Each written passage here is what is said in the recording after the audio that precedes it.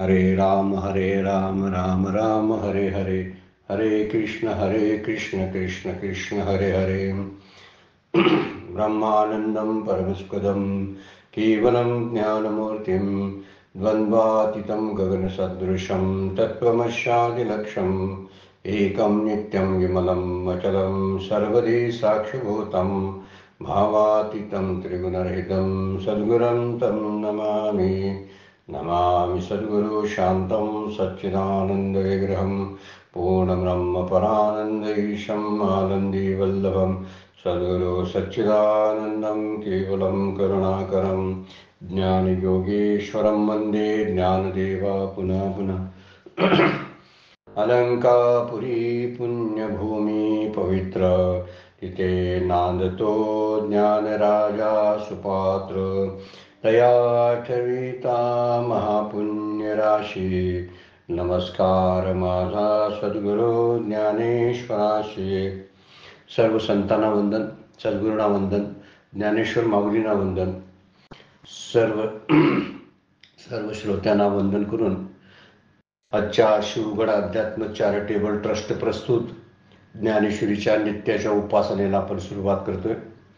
9व्या अध्यायाचा विचार आपण सुरू केलेला आहे। 9व्या अध्यायातल्या तत्वज्ञानाला सुरू करण्यापूर्वी माऊलीने अगोदर संतांना विनंती केलेली आहे की मी तुमच्यावरती प्रेम करतो, तुम्ही माझ्यावरती प्रेम करता। मी बढाईखोर बाता मारत नाही, फक्त माझ्याकडे लक्ष द्या आणि माझं जे गीतेचं जे व्याख्यान आहे, निरूपण आहे, ते शांतपणे ऐका।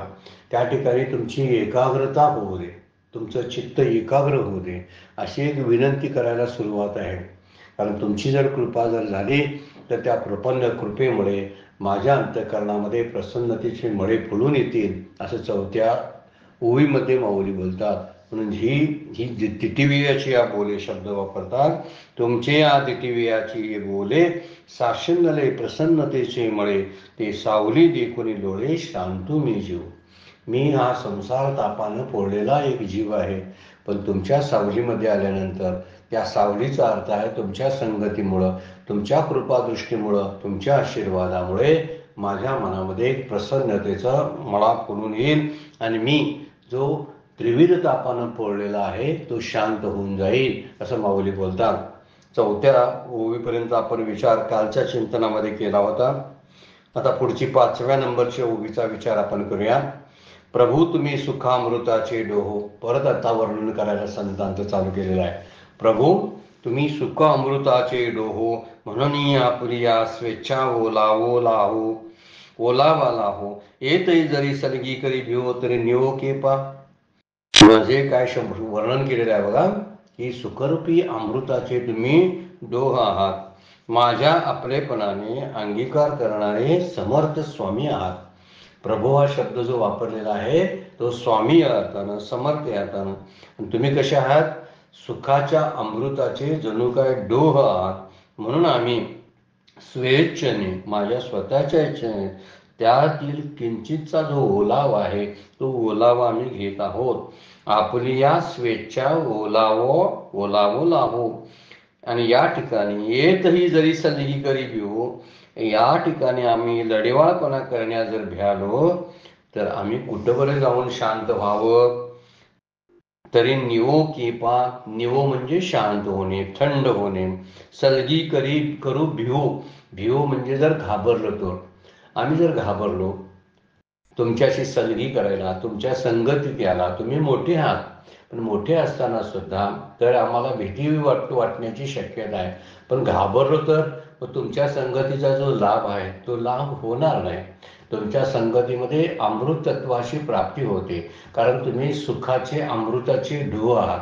म्हणजे वर्णन कसं करताना माऊली कसं करतात बघा, की तुमच्यातला हा डोह जो आहे त्या डोहातलं थोडं का असना पाणी जे आहे त्या पाण्याचा ओलावा आमच्यापर्यंत यायसाठी आम्ही जर घाबरायला लागलो तर त्या ओलाव्याने जी आम्हाला शांती प्राप्त होणार आहे ती प्राप्त होणार नाही। वरच्या ओवीचा विचार करून माऊली बोलतात बरं काय, श्रांतू जोश मी असा शब्द जो वापरलाय, मी संसार तापानं पोळलेला आहे आणि तुम्ही तर कसं आहात, शांत करणारे आहात। आणि तुमच्याकडे थंडगार असा ओलावा आहे.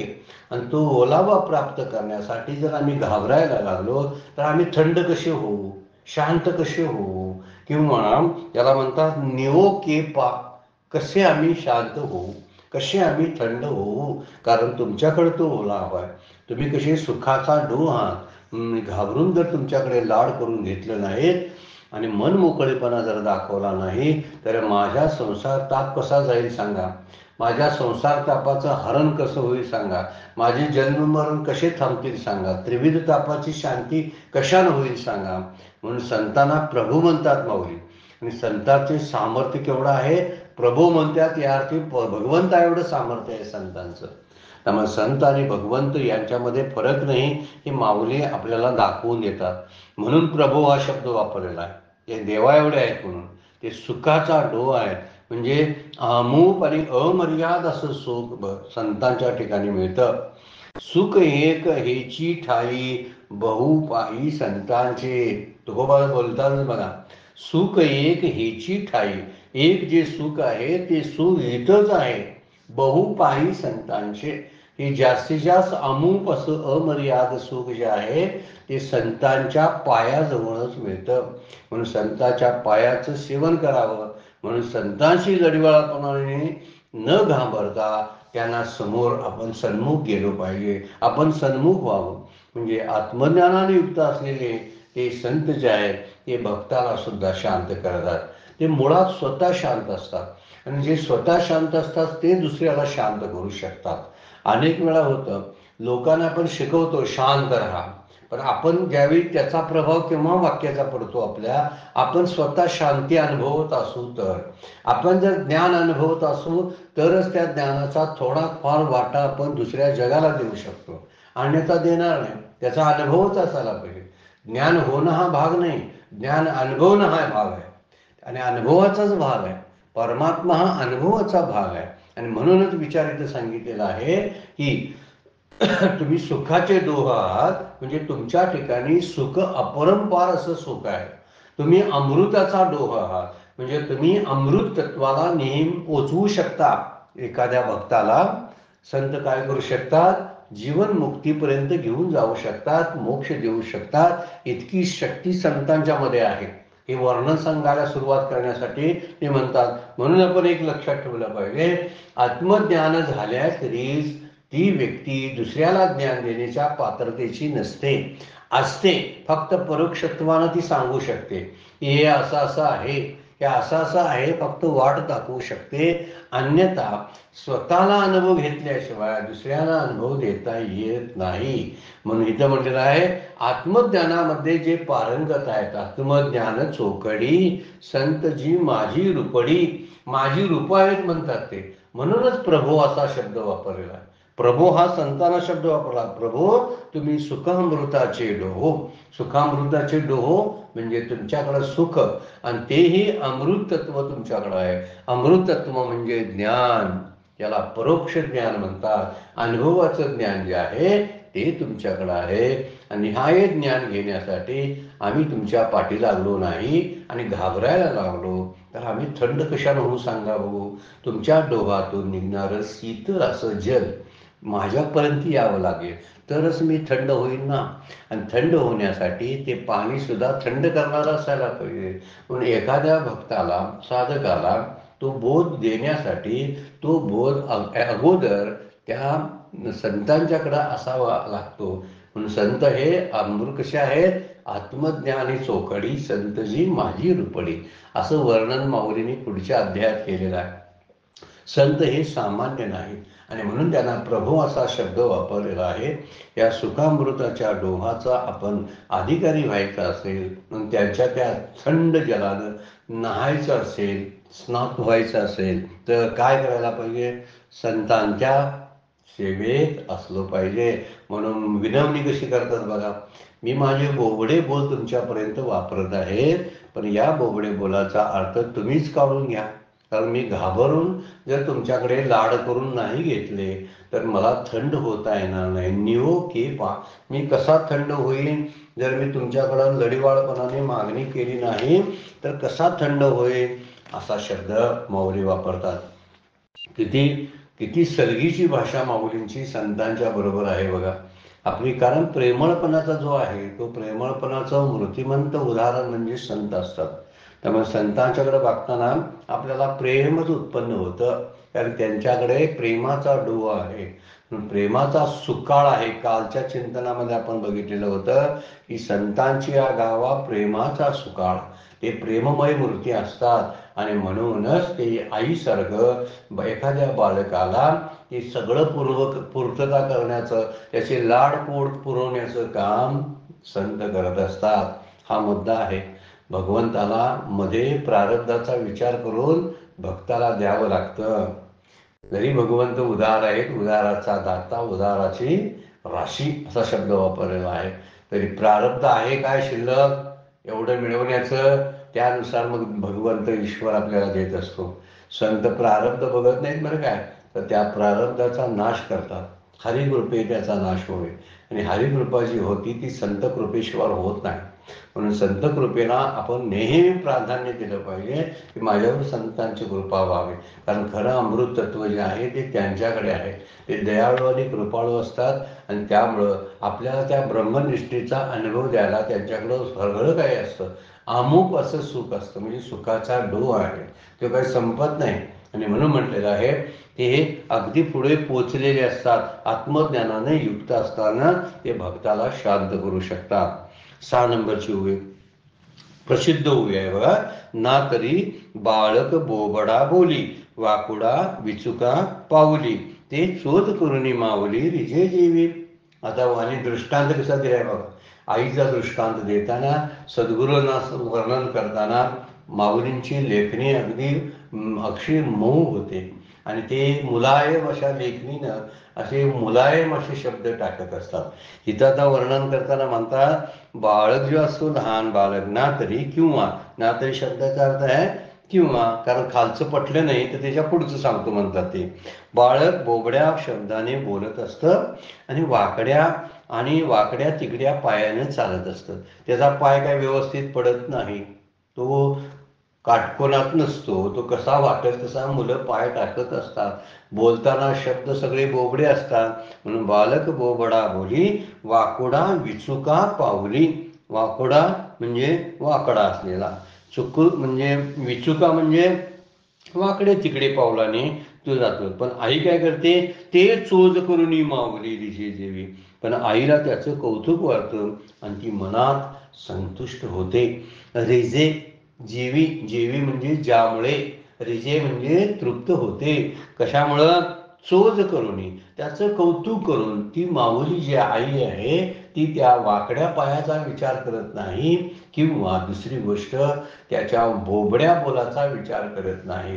तसं माऊली म्हणतात, मी ज्ञानेश्वरीचं गीतेवरनं निरूपण सांगतो, हे माझे बोबडे बोल आहे, पण तुम्ही आई आहात, माझे शब्द वाकडे आहेत, मला अलंकार उपमा आणि याचं ज्ञान नाही, मला त्या यमक कसे जुळवायचे मला कळत नाही, आणि म्हणून मी माझ्या पद्धतीने करतो.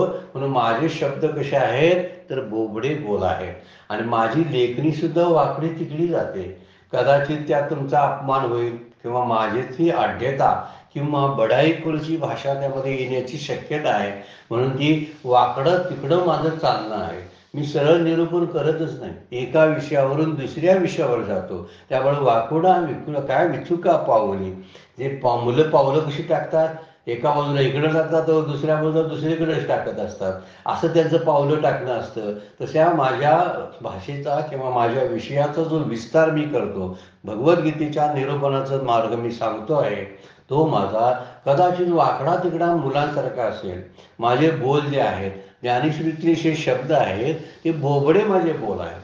पण आई काय करते, जसं बोबड्या बोलाला आणि वाकड्या पायाला स्वीकार करते आणि आनंदानं तिला तिचं कौतुक वाटतं. तसं तुम्हालाही कौतुक वाटेल, कारण आई जशी तृप्त होते वाकड्या पावलाने, बोबड्या बोलाने, तसं तुम्ही सुद्धा माझ्या ज्ञानेश्वरीचं निरूपण जे आहे त्या बोबडे बोल असं समजून, वाकडी चाल आहे अशी समजून तुम्ही शांत करून घ्या, किंवा तुम्ही समजावून घ्या. हे सांगण्यासाठी माऊलीने दृष्टांत दिलेला आहे. कारण आपल्या बाळाचं बोबडं बोल किंवा वेडी वाकडी पावली जी असतात ते टाकण्याचा प्रयत्न बघितला की आईला किती गंमत वाटते बघा. जरासं जरी बाबा किंवा आई म्हणा लागलं तर आईला भयंकर असा अत्यानंद होत असतो, आनंद होत असतो, अत्यानंद होत असतो. का? आज आई बोलला, बाळ आई बोललं किंवा बाळानं आज बाबा असा शब्द उच्चारला, काहीतरी उच्चारलं ना तर त्याचा प्रचंड असा आनंद आईला होत असतो. कारण ते बोबडे असतात, वास्तविक शब्द शब्द बोबडे असतात, पण खूपदा असले बोबडे तर ते मानून घेते आई. रिजे जीवी, ती काय म्हणते, चोज करून माऊली रिजे जेवी, ती मान्य करून घेते. चोज करून म्हणजे मान्य करून घेते. तर ह्या आईनं काय करते, वाकडं तिकडं जरी पाय असले, बोबडे जरी बोल असले तरी ती खुश होते. म्हणून आपलं नातं संतांजनी माझं म्हणतात ते, माऊली आपलं नातं माझ्या लेकराचं आहे, अशी वेगळी सुरुवातीची भाषा करतात. म्हणजे संत आहेतच तसे. प्रेम करायला बघायला विचार केला तर संता इतकं प्रेम कुणालाही करता येत नाही. ती प्रेमाची साक्षात मूर्ती असतात. ऐशी कळवळ्याची जाती करी लाभाविन प्रीती, असं तुकोबा म्हणतात. ऐशी कळवळ्याची जाती, कळवळा म्हणजे जो कळवळा आहे ना, ती जात जर बघायची असेल कळवळा कसा असतो हे संतांच्याकडे कळेल. किंवा करी लाभाविन प्रीती, जगामध्ये अशी एकही व्यक्ती नाही की जे आपल्याला काहीतरी घेतल्याशिवाय देईल. देव सुद्धा काहीतरी घेतोच आणि देतो, असं नामदेव महाराज आपल्या अभंगामध्ये, घेशी तरी देशी ऐसा उदाराची राशी, असं माऊली नामदेव महाराज यांचं वर्णन करतात. घेशी तर देशी असा शब्द वापरला. काहीतरी देवाला अर्पण करावं लागतं मगच तो देतो. पण काही न अर्पण करता देणारे असे दातार ज्याला आपण म्हणतो, असे दानशूर कोण असतील, असे प्रेमळ आणि करुणाचे सागर कोण असतील तर ते संत आहे. म्हणून संतांना आईची उपमा देण्यापाठीमागचा उद्देश तोच आहे. आईला बाळाकडून काहीही नको असतं, पण तिच्या बोबड्या बोलानं त्याच्या आणि त्याच्या वाकड्या पावलानं तिला इतका आनंद होतो की तिला वाटतं मी आता मला गगन ठेंगणं आहे की काय असं वाटायला लागतं. आणि म्हणून म्हणलेलं आहे की संत तसेच आहेत, तुम्ही पण तसेच माझे शब्द समजावून घ्या. ऐशी कळवळ्याची जाती असं माऊली म्हणतात, तुकोबा म्हणतात. म्हणून माझ्या निरूपणामधला व्याख्यानामधला शब्द जो आहे ते वाकडे असतील कदाचित, तरी तुम्ही त्यातील चुका न काढता आनंद वाटेल, तुम्हाला आनंदच वाटेल. का? तुम्ही त्याची चुका काढणार नाही, तुम्ही ती समजावून घेणार आहे. माझी मांडणीची जी पद्धत आहे ती मांडणी चुकीची असली तरी तुम्ही ती गोड मानून घ्या. मला खात्री आहे माझी मांडणी चुकी असण्याची शक्यता आहे, माझे कुठेतरी अलंकार चुकले असण्याची शक्यता आहे, माझे यमक कुठेतरी घसरले असण्याची शक्यता आहे. म्हणून वाकुडा विचुका पाऊली हे दोन शब्द जे बाळासाठी वापरलेत ना, ते लेखणीसाठी आपण लक्षात घ्यायचे. लेखणी आणि त्या लेखणीतून बाहेर पडणारे जे शब्द आहेत ते ना तरी बालक बोबडा बोली यासाठी घ्यायचे. म्हणजे बाहेर पडणारे शब्द हे बोबडे बोल आहेत असं माऊली म्हणतात. वास्तविक बोबडे बोल आणि जगाला तत्वज्ञानाची दिशा ज्या बोबडे बोलाने दिली असे ते बोबडे बोल म्हणजे ज्ञानेश्वरी आहे. ज्या तत्वज्ञानानं जगाला जगण्याचा मार्ग दाखवला, शांतीचा मार्ग दाखवला, जग सगळं शांत करण्याची ज्या शब्दामध्ये ताकद आहे, असे मंत्ररूपी असणारी ही जी भगवद्गीतेचं निरूपण भावार्थ ज्ञानेश्वरी जी आहे ही माऊली म्हणतात की माझे ते बोबडे बोल आहे. हा त्यांचा मोठेपणा आहे. कारण खरी गोष्ट कोणती असेल तर ते बोबडे बोल नाही, तर ते एका विचारवंताच्या मुखातून बाहेर पडलेली भगवद्गीता आहे. भगवंताने कुरुक्षेत्रावर गीता सांगितली आणि नंतर दुसऱ्या अवतारामध्ये नेवाशा ठिकाणी त्याच गीतेचं मराठीत आणि प्राकृत असं रूपांतर करून दिलं. कारण ते त्यांनाच शक्य आहे, ज्याने ती सांगितली त्यांनाच त्याचं भाषांतर आणि मनोगत करतं, अन्याला कळणार नाही. आणि म्हणूनच इतर भाषा जे आहेत ती पुष्कळ भाषा आपल्याला उपलब्ध आहेत जगामध्ये. भारतामध्ये या भगवद्गीतेवर लिहायला कोणी राखलं सांगा? मोठमोठे विचारवंत जे जे म्हणून गेले, काही परदेशी सुद्धा विचारवंत आहेत आणि त्यांनी त्याच्यावरती डॉक्युमेंटरी, त्यांची कॉमेंट्री आहेच प्रत्येकावरती, प्रत्येकाने कॉमेंट्री लिहिलेली आहे. पण या कॉमेंट्रीमध्ये सर्वश्रेष्ठ कॉमेंट्री कोणती असेल तर ती सर्वश्रेष्ठ कॉमेंट्री ज्ञानेश्वरी भावार्थ दीपिका आहे.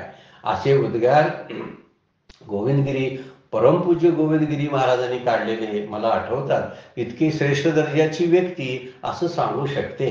ज्ञानेश्वरीचे गाढे अभ्यासक आहे आणि ते बोलतात काय, गोविंदगिरी परमपूज्य गोविंदगिरी महाराज म्हणतात की सगळी भाष्य जी जर एकत्र केली तर त्या भाषापेक्षा गीतेचं सरस भाष्य म्हणजे भावात दीपिका ज्ञानेश्वरी आहे. म्हणूनच जरी माऊली त्याला बोबडे बोल म्हणत असले तरी ते विचारवंतांच्या मुखातून आलेले एक मंत्र आहेत. हे मंत्र लक्षात ठेवणं फार गरजेचं आहे. ना तरी बालक बोबडा बोली म्हणतात. माझी मांडणी जी आहे वाकुडा विचुका पावली, याचा अर्थ लेखणी माझी इकडं तिकडं भरकटत जाण्याची शक्यता आहे. कारण मी सांगतो ते बोबडे बोल आहे आणि बोबडे बोल चुकीचे येण्याचे काय. म्हणून जसं असेल तसं तुम्ही समजावून घ्या मला, कारण मी बालक आहे. मी आई पुढं आई कशी समजून घेते. तुकाराम महाराज त्याचं वर्णन करतात बघा. जैसे तैसे बाळ मातीशी आवडे, बोलता बोबडे शब्द गोड. काय वर्णन करतात बघा. बोलता बोबडे शब्द गोड, ते गोड शब्द वाटत असतात. जैसे तैसे बाळ मातीशी आवडे. भयंकर आवड असते ना आईला त्या लहान बाळाची, आणि त्या लहान बाळाचं काही असू दे, तिचं काही प्रकार असले तरी सगळं गोड वाटते. तसं मी सुद्धा लहान बालक म्हणून तुमच्या पुढं गीतेचं व्याख्यान करण्याचं धाडस करायला लागलोय वास्तविक. परंतु माझ्याकडं काय होईल, कदाचित माझे बोबडे बोल आहेत, शब्द सुद्धा वाकडे तिकडे येण्याची शक्यता आहे.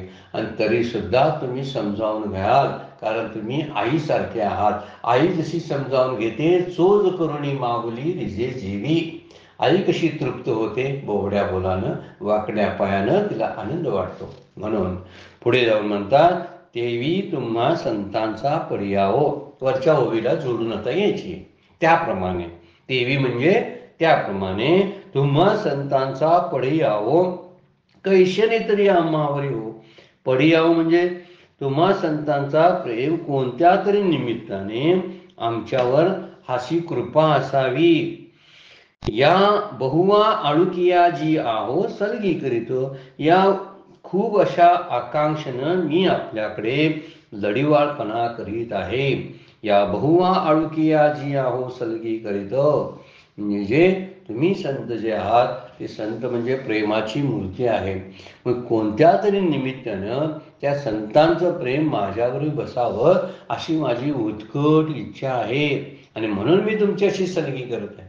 सलगी करतो म्हणजे तर मी कशाबद्दल करतो, कसं का असना ते मी तुम्हा संतांचा पर्यावो, कैशेने तरी आम्हावरी हो. कसा का असना माझ्यावरती तुमची कृपा व्हायला पाहिजे, आणि त्या कृपेसाठी मी सलगी करत आहे. तुमच्याशी सलगी करण्याचा हा एकमेव उद्देश आहे. त्यामुळे संत कृपा ही ईश्वर कृपेपेक्षा श्रेष्ठ मानली जाते, कारण ईश्वराची ओळख करून देण्याचं काम संत सद्गुरू करत असतात. म्हणून ते ईश्वरापेक्षा भगवंतापेक्षा श्रेष्ठ ठरतात. त्याचं कारणच ते आहे. कारण एवढं मोठं कार्य जे आहे,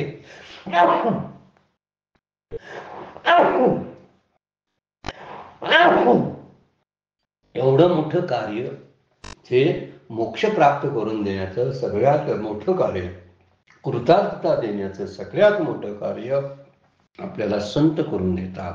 आणि म्हणून माऊली म्हणतात, कैशरी तरी आमच्यावरी, कैशरी तरी आम्हा हो. संतांचा पर्यावो म्हणजे संतांचं प्रेम. पर्यावो शब्दाचा अर्थ आहे कोणत्या तरी निमित्तानं आमच्यावर संतांचं प्रेम बसावं अशी उत्कट इच्छा. या बहु आळुकिया जी आहो. आळुकिया म्हणजे या आकांक्षेनं, या उत्कट इच्छेनं मी आपल्याशी सलगी किंवा लढीवाळपणाने वागत आहे. सलगी करीत तुमच्याशी लाडा लाडानं वागत आहे. माझ्यावर कृपा करा असं माऊली म्हणतात. म्हणजे ही दुर्बळ गोष्ट, दुर्मिळ असलेली गोष्ट माऊली संतांच्याकडे मागून घेतात आणि म्हणतात मी सलगी करतो. वाचुनी माझी बोलती योग्यते ते, सर्वज्ञ भवादृश्य श्रोते, काय धड्यावरी सारस्वते पडोशी कीजे. वर्णन पुढे केलंय बघा. माझ्या बोलण्याचा अधिकार नाही. वाचुनी म्हणजे नसताना, वाचुनी माझे बोलतीये योग्यते, माझी बोलण्याची योग्यता नाही. आपल्यासारख्या सर्वज्ञ श्रोत्यासमोर व्याख्यान देण्याची माझी योग्यता आहे का. सर्वज्ञ भवादृश्य श्रोते म्हणजे फार सर्वज्ञ असलेले श्रोते आहेत. म्हणून काय म्हणलेलं आहे, काय धड्यावरी सारस्वते पडोशी कीजे. एक दृष्टांत दिलाय बघा. काय सरस्वतीच्या मुलाला काय घोकंपट्टी करून धड्या मागून धडे शिकवावे लागतात काय. मूल जर सरस्वतीचं जर असेल, ते सरस्वती ही विद्येची देवता आहे आणि विद्येची देवतेचं मूल जर असेल तर त्याला पाठांतर करावं लागेल काय भूकंपट्टी करावी लागेल का कुठल्या ट्युशनला पाठवावं लागेल काय रोज रात्रभर बसून अभ्यास करावा लागेल काय पुस्तकं वाचायला लागतील का तर ते सरस्वतीचंच मूल आहे. तसं तुम्ही सरस्वती सारखे आहात आणि त्या सरस्वतीच्या विद्येच्या देवता तुम्ही आहात आणि तुमचं मी लढीवाळ असं मूल आहे. म्हणून म्हणतात वाचुनी माझे बोलतीये योग्य ते सर्वज्ञ भवादृश्य श्रोते. तुमच्यासारखे सर्वज्ञ श्रोते जे आहेत ते त्यांना मी शिकवावं शिकवायची काय गरज आहे.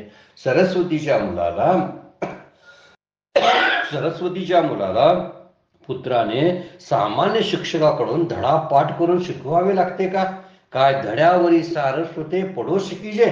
एवढ्या मोठ्या सरस्वतीच्या मुलाला माझ्यासारख्या लहानाने काय शिकवावं असं माऊलींना म्हणायचं आहे.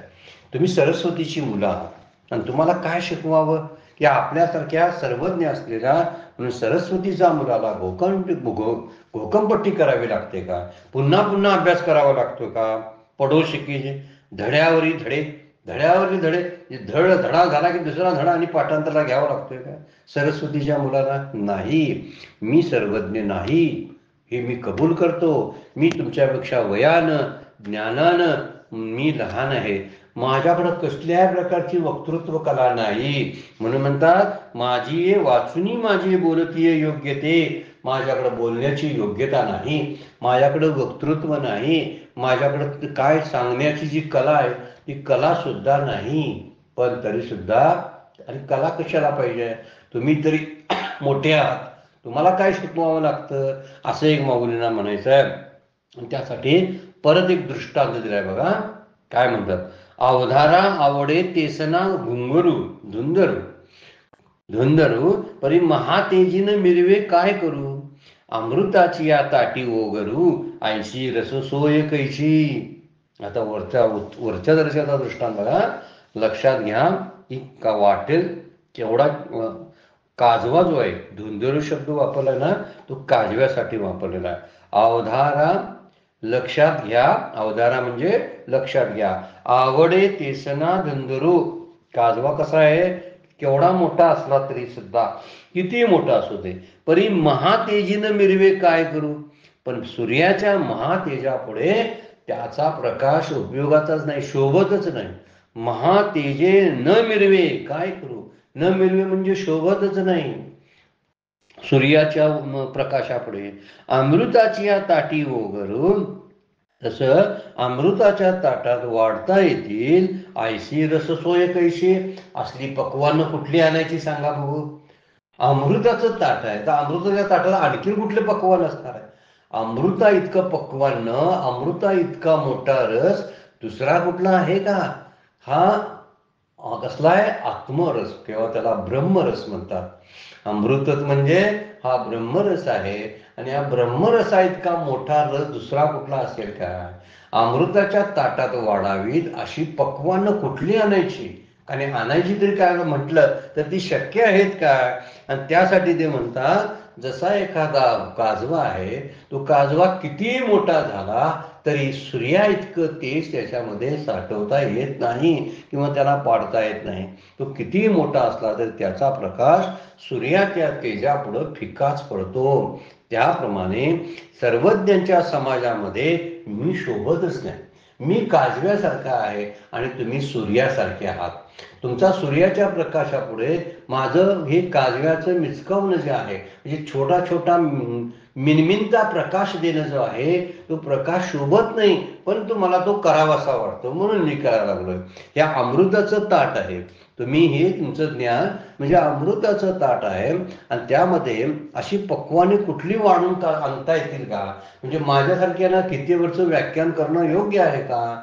माझ्यापेक्षा मोठे मोठे भाष्यकार आचार्य सारखे होऊन गेले आणि एवढे मोठे असणारे माझे सद्गुरू मला ज्ञान देणारे माझ्या समोर बसलेले आहेत.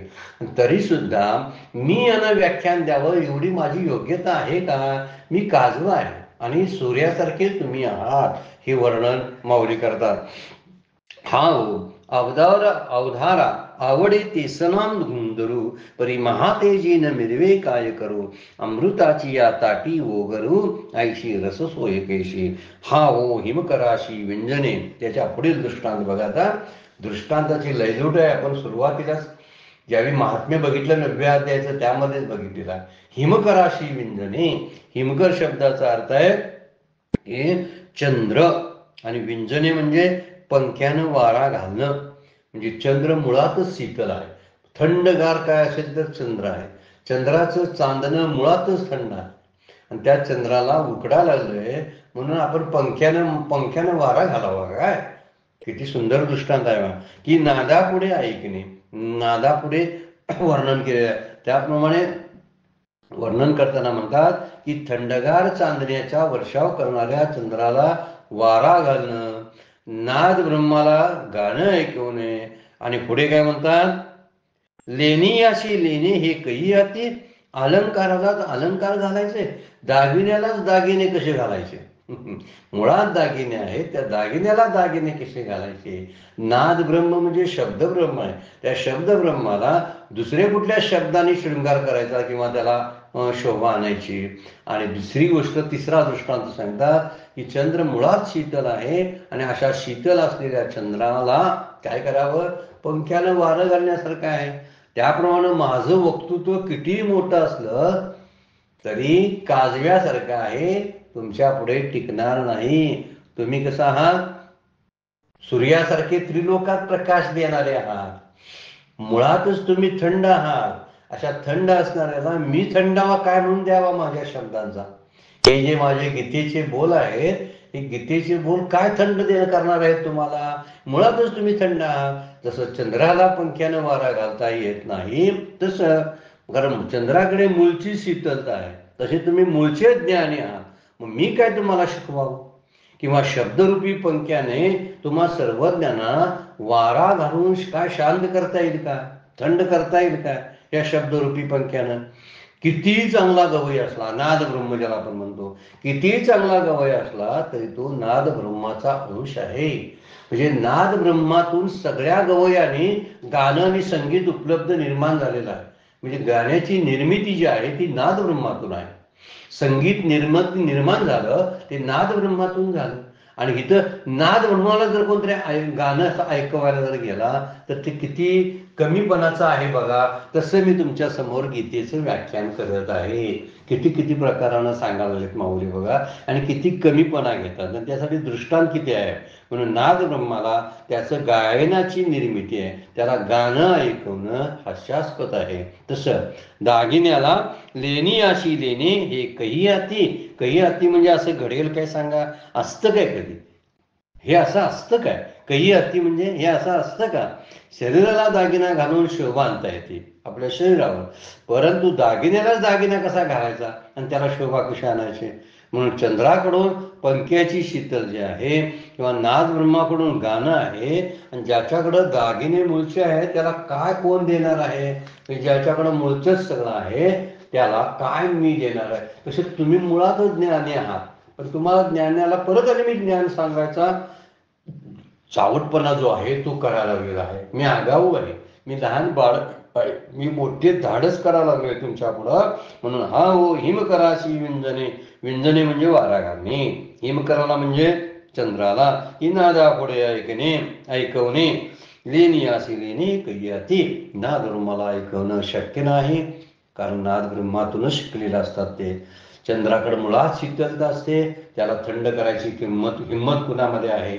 आणि तिसरी गोष्ट बोलतात की मला दागिन्याला दागिने कसे घालता येतील सांगा. मुळचाच दागिना आहे. तसे मुळते तुम्ही फार बुद्धिमंत आहात. तुम्ही कशा आहात, आत्मज्ञानी आहात. आणि अशा आत्मज्ञानी मुक्त पुरुषांना मी काय सांगावं ज्ञानेश्वरी, मी काय सांगावं गीतेचं व्याख्यान, असं वर्णन करतात. पुढे आणखीन एक दृष्टांत बघा. सांगा परिमळे काय तुरुंबावे. तुरुंबावे म्हणजे वास घेणे, परिमळ म्हणजे सुगंध. म्हणजे सुगंधाने कशाचा वास घ्यावा सांगा. परिमळे काय तुरुंबावे. दुसरा दृष्टांत, सागरे कवणे ठाई न्हावे. म्हणजे समुद्रानं कुठल्या तीर्थात जाऊन स्नान करावं. आणि तिसरा दृष्टांत, हे गगनाची आडे आगवे ऐसा पवाडू कैसा, हे आकाश ज्याच्यात साठवलं जाईल असं अवकाश दुसरं कुठलं आणता येईल काय सांगा. खरं बघायला गेलं तर अवकाशामध्ये सगळीच पंचमहाभूत आहे, पण सगळी पंचमहाभूताला सामावून घेणाऱ्या आकाशाला दुसऱ्या कशात ठेवता येईल काय? असं ठेवण्यासारखी कुठली जागा आहे काय त्यात ते मावेल? असं शक्य नाही. दुसरी गोष्ट बघा, सागर हा कसा आहे, मोठा सागरचं वर्णनच करताना म्हटलेलं आहे की सुगंध, सागर समुद्र आहे, त्यानं कोणत्या तीर्थात जाऊन स्नान करावं, किंवा सुगंधच मूळचा आहे, त्या सुगंधानं कशाचा वास घ्यावा आणि संपूर्ण आकाश मावेल अशी जागा कुठं आहे का? तसं तुम्ही संत परिमळासारखे आहात, तुम्हीच मूळची सुगंध आहात. मी कुठली फुलं आणून तुम्हाला सुगंध देऊ? माझी शब्दरूप फुले जी आहेत ती तुम्हाला काय सुवास देणार आहेत? आता उदाहरण सांगतात, एका समुद्रात मध्ये माऊलींची जोड आहे, एका समुद्रात स्नान केल्यामुळं सगळ्या गंगेमध्ये सगळ्या नद्यांचं स्नान केल्याचं पुण्य प्राप्त होतं. असा जो समुद्र आहे त्या समुद्रानं कोणत्या तीर्थस्थानी जावं, तिथं स्नान करावं? स्वतः समुद्राला आंघोळ करायची काय गरज आहे का? नाही. एका समुद्रात स्नान केल्याने सर्व तीर्थात स्नान केल्यासारखे होतं, पण समुद्रानं मात्र कुठं स्नान करावे हा प्रश्न राहतोच. मात्र सगळी पंचमहाभूत ही सामावून घेण्याची क्षमता आकाशामध्ये आहे, पण आकाशाला सर्वांना आवरण घालावं असं दुसरं कुठलं पांघरून आहे का की जे आकाशाला झाकता येईल? असं सर्वव्यापी आकाश कशामध्ये मावेल अशी मोकळी जागा कुठं आहे का, ज्याला अवकाश म्हणतात? मोकळी जागा म्हणजे अवकाश. अशी मोकळी जागा अवकाश कुठं सापडेल काय? सापडणार नाही. तसं संत हे ज्ञानाच्या दृष्टीनं आकाशासारखे विशाल आहेत, आणि अशांना रिझवणार जे आहे ते वक्तृत्व मी कुठून करू? असले शब्द कुठले निवडू की तुम्हाला ते शांत करता येतील? सुगंधाला कधी दुसरा वास देता येईल का? तुरुंबावे शब्द वापरलेला आहे. तुरुंबावे म्हणजे वास देता येईल का? परिमळे काय तुरुंबावे, आणि सागरे कवळी ठाई नावे. सागरानं आंघोळ करायला कुठे जायचं बघा? सगळ्या जगाला तो आंघोळ घालतो, सगळ्या नद्या नाल्यांना तो सामावून घेतो. इतका मोठा अमर्याद समुद्र आहे, त्यांना आंघोळीसाठी कुठं जावं? तसं ज्ञानासाठी तुम्ही माझ्याकडे यावं अशी स्थिती नाही. तुम्ही समुद्र आहात ज्ञानाचे, तुम्ही ज्ञानाचे सागर आहात. हे चालते ज्ञानाचे बिंब, तयाचे अवयव ते सुखाचे कोंब, एरवी माणूस पण ते भांब लौकिक वाहू, असा 18व्या अध्यायामध्ये माऊली बोलतात संतांचं वर्णन करताना, सद्गुरूंचं वर्णन करताना. आणि म्हणून म्हणतात, समुद्राला स्नान घालण्याची हिंमत कुणातही नाही, कारण समुद्र स्वतःच जगाला स्नान घालतो. आकाशाला पांघरून घालावं असं पांघरून अजून निर्माण झालेलं नाही, कारण आकाशच सगळ्यांना पांघरून घालतं. त्याला कोण पांघरून घालणार आहे? ब्रह्मतत्व हे आकाशासारखं आहे, आत्मा आकाशासारखा आहे म्हणतात ना, त्याचं कारण ते आहे, तो सगळ्यांना झाकतो, त्याला झाकणार अजून निर्माण व्हायचं आहे. मात्र हे जी पदवी दिलेली आहे ना, ही पदवी संतांना माऊली देतात आणि म्हणतात की तुम्ही आकाशासारखे विशाल हृदयाचे आहात, तुम्ही सगळ्यांना सामावून घेता. तुम्हाला सामावून घ्यावं, तुम्हाला आनंद वाटावा असले शब्द मी कुठून आणू? कारण मूळचेच तुम्ही आनंद आहात. समुद्राला मी स्नान कसं घालणार आहे? समुद्र मूळचाच सगळ्यांना स्नान घालतो. तसे तुम्हीच मूळचे इतरांना ज्ञान देता, मी तुम्हाला ज्ञान द्यायला निघालोय असं माऊली बोलतात. म्हणून वर्णन करताना म्हणतात की संत हे ज्ञानाच्या दृष्टीनं आकाशासारखे व्यापक आणि विशाल आहेत, अशी पदवी दिलेली आहे. ते सागरासारखे आहेत आणि ते सुवास आहेत, स्वतः सुवास आहेत, स्वतः सुगंध आहे. स्वतः सुगंध असल्यामुळे त्यांना दुसरा वास द्यायची काही गरज नाही. स्वतः समुद्र असल्यामुळे त्यांना पाण्याची गरज नाही. वारसे विन सागरू जैसा जडे नित्य निर्भरू, तो नित्यच असतो, सतत भरलेला असतो, आणि त्याला कुठलं कुणाचं काय गरज असते सांगा भाऊ? तसे संत आहात तुम्ही असं माऊली म्हणतात. आता हे बसलेल्या श्रोत्यांना उद्देशून बोलतात, पण त्याचं मूळ लक्ष जे आहे ना माऊलींचं, ते सद्गुरू निवृत्तीनाथांच्याकडे आहे. त्यांच्याकडे पाहूनही बोलतात, कारण त्यांनाची वाक्य शोभिष्य आहे. म्हणूनच ते वर्णन करताना म्हणाले की तशा पद्धतीने मी सांगतो ते तुम्ही ऐका. सांगा परिमळे काय तुरुंबावे, सागरे कवने ठाई नहावे, हे गगनची आड आगवे ऐसा पवाडू कैसा. आड म्हणजे मावते, आगवे म्हणजे सगळं, पवाड म्हणजे असं अवकाश कुठला आहे. तैसे तुमचे अवधान धाये आणि तुम्ही म्हणा हे होय, ऐसे वक्तृत्व कवना आहे जेणे रिजा तुम्ही.